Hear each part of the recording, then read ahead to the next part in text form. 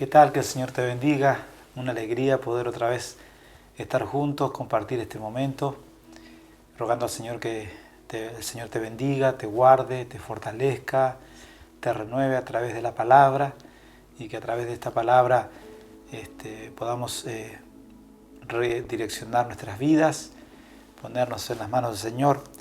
Estamos en esta escritura ahora en el Evangelio según San Mateo, en el capítulo 5, donde encontramos las bienaventuranzas, también así llamadas las leyes del reino.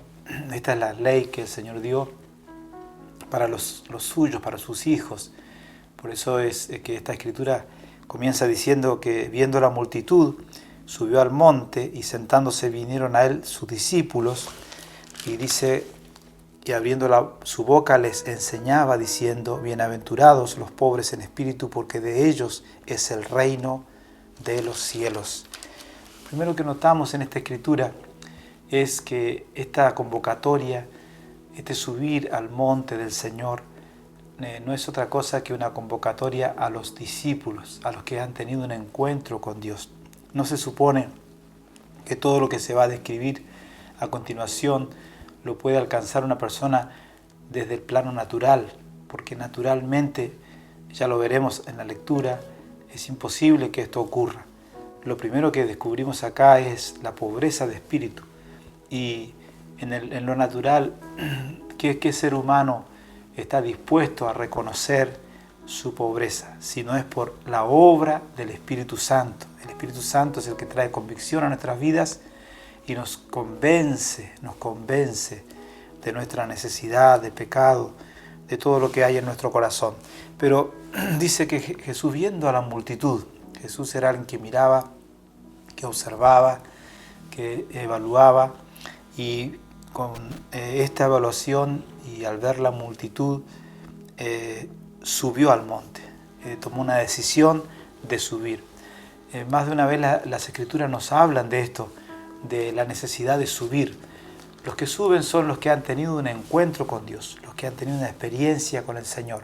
Han subido del nivel de vivir en el plano humano a vivir en una espiritualidad, a vivir en una nueva percepción de las cosas de Dios. La Escritura nos detalla esto más adelante cuando nos dice que el hombre carnal no percibe las cosas del Espíritu, no las puede entender, porque se han de discernir espiritualmente. En cambio, el hombre espiritual, todo lo diríamos así, lo pasa por el tamiz de la espiritualidad. Y ese es un gran privilegio que tenemos los que hemos tenido una experiencia con el Señor. Y en esta primera bienaventuranza justamente se destaca este detalle de el reconocernos necesitados de Dios.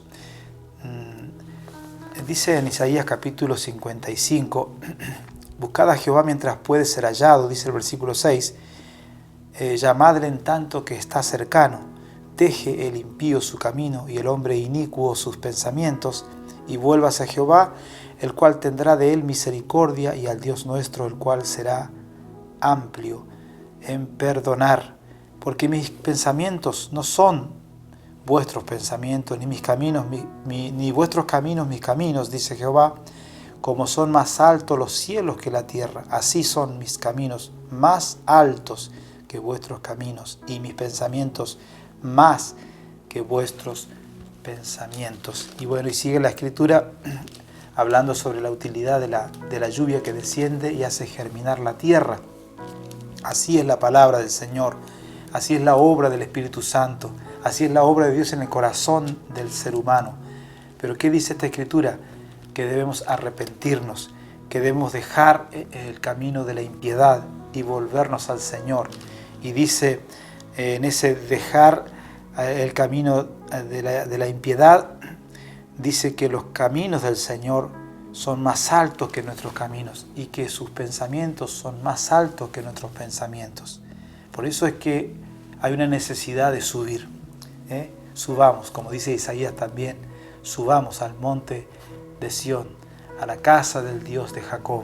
Subamos al Señor, subamos a buscarle a Él, salgamos de de nuestra apreciación de la vida a nivel humano, a nivel terrenal, y vayamos al Señor buscándole a Él. Entonces, como decíamos, lo primero que sucede cuando uno sube a la presencia del Señor, sube a este nivel de espiritualidad, diríamos así, empieza a oír la voz del Señor, empieza a oír las enseñanzas del Señor. El Señor dijo que lo que iba a suceder con su pueblo en esta realidad que nos toca vivir en este día, en este tiempo, es que Él iba a imprimir sus leyes, las iba a escribir en nuestros corazones y en nuestras mentes. Ya no sería aquella ley escrita que fue dada en el monte de Sinaí. Ahora en este monte nuevo, la ley ya no es solamente la palabra dicha, sino es el Cristo encarnado, la palabra encarnada que viene a tomar lugar en nuestros corazones. Entonces dice que son bienaventurados los pobres en espíritu. Parece una contradicción que sea feliz el que no tiene, feliz el que carece de algo. En lo natural, como decía, esto suena contradictorio y no suena lógico, pero en lo espiritual este es el camino correcto. Esta es la forma de acercarnos al Señor, con el conocimiento, con la certeza de nuestra pobreza, con esta evaluación de nosotros mismos que viene solo por obra del Espíritu Santo. Porque ¿qué ser humano reconoce por sí solo su necesidad, su vacío, su falta de Dios? El ser humano por naturaleza tiende más bien a la autosuficiencia, a la independencia, a ser incluso despreciativo con otros que parece que están en un nivel inferior. Por eso en el Evangelio según San Lucas, en el capítulo 18, encontramos una parábola del Señor donde se describe la actitud de un hombre, de un fariseo que conocía la ley escrita, aquella ley dada en el monte de Sinaí, pero no conocía esta otra ley impresa en el corazón del ser humano. Y dice que, versículo 9 del capítulo 18 de Lucas, que a unos que confiaban en sí mismos como justos y menospreciaban a otros, dijo también esta parábola. 2 hombres subieron al templo a orar, uno era fariseo y el otro publicano. El fariseo, puesto en pie, oraba consigo mismo, de esta manera: Dios, te doy gracias porque no soy como los otros hombres, ladrones, injustos, adúlteros, ni aun como este publicano. Tremenda oración terrible de este hombre, que a medida que él oraba, seguramente el publicano estaba cada vez más humillado, más aplastado, parece más menoscabado, porque parece que este hombre era la justicia andando, ¿no? Y este hombre que estaba allí, el publicano, que era un despreciado de la sociedad por causa de su función, lo único que atinaba a decir era: Dios, sé propicio a mi pecador, sé propicio a mi pecador. Lo único que lograba decir. Él no tenía justificativos, él no tenía justicia propia, él no podía acercarse delante de Dios como este fariseo, esgrimiendo quizás las facultades que él tenía, el conocimiento que tenía, el reconocimiento en la sociedad que tenía. Pero este publicano no tenía nada de eso, no tenía nada.